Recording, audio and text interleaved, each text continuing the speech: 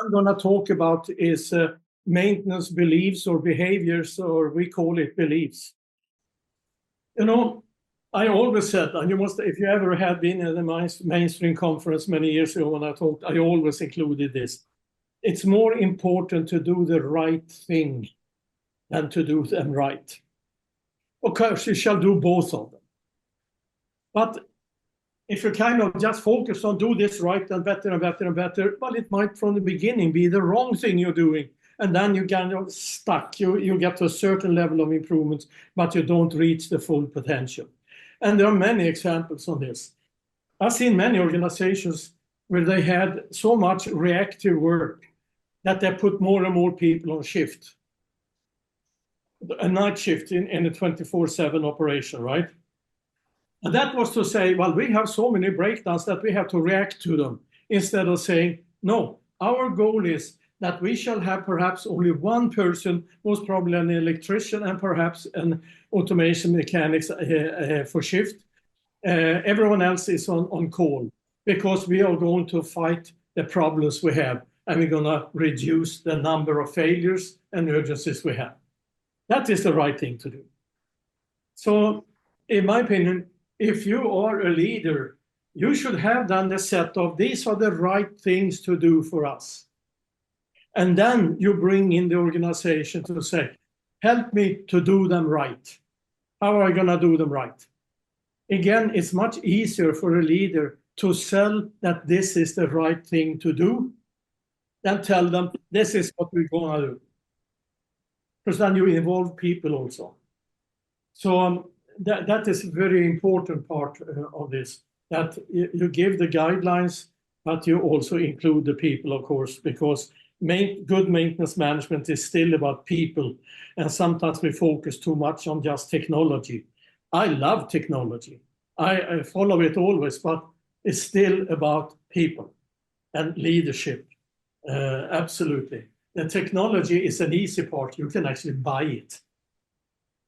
And when we do we've done many of these for companies in especially in New Zealand, what we call best practices assessments. That's about 200 right things to do.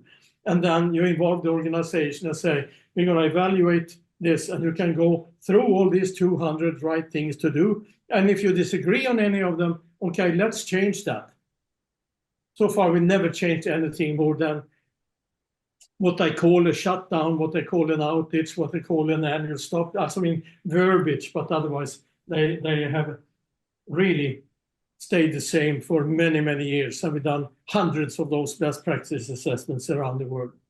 Number 5, you can say politically right, you can always say, our people is our most valuable resource. But that's not true. That's just politics. Do you agree? If you read the book Good to Great, he says that in the beginning. The right people is our most valuable resource. Because if you have the wrong people for a task, that's not an asset. That's really that's more of a liability. So you have to see that you have the right people in the right position. And when you, for example, are going to do an reliability and maintenance management improvement initiative, don't just pick who's there, who has nothing else to do. And that's absolutely sure that it's the right person and that they are being trained and that they are enthusiastic about what they're doing. And if they don't convey energy and enthusiasm for what you want to do, well, you're not going to get much of a results, in my opinion. Remember when you were in school, right? If you had a teacher who was very enthusiastic about what he was doing, you liked it, whether you liked the subject or not. But that's the people you remember, right? Belief 6. Busy people are not necessarily productive, right? Because they might be just busy with the wrong thing.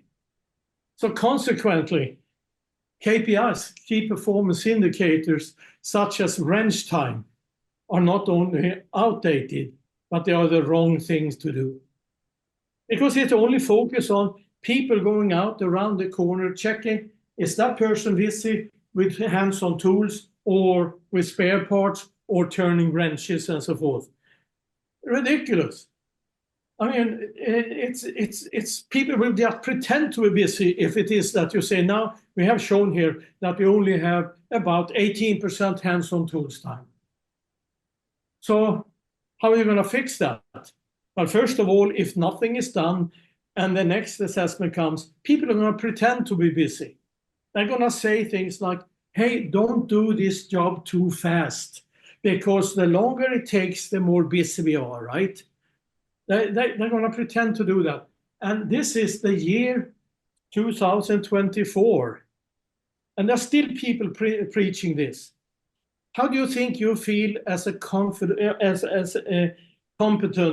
and good craftsperson who's doing their best with the job, and they're being measured because they're not turning wrenches, because they have to wait for spare parts, they have to wait for the equipment to be locked out and tagged out, they have to wait for the right tools, and so many other things. And how do you fix that, by the way?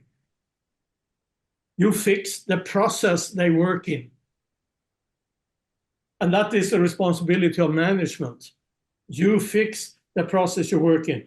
You can make a whole list of why people are not busy with tools. And you can say that 99.5% it comes down to poor work management, poor planning, poor scheduling, etc.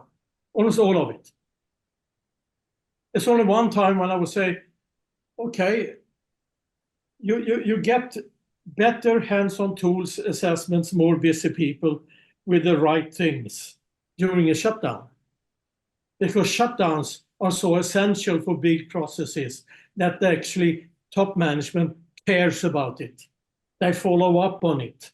You have to explain why were we delayed 4 hours. And therefore there's a message in that case. So I don't like that. I never liked that point, because shutdowns are of course more efficient because management are looking into it and they care about it. When it comes to daily maintenance, well, I really don't know what people are doing.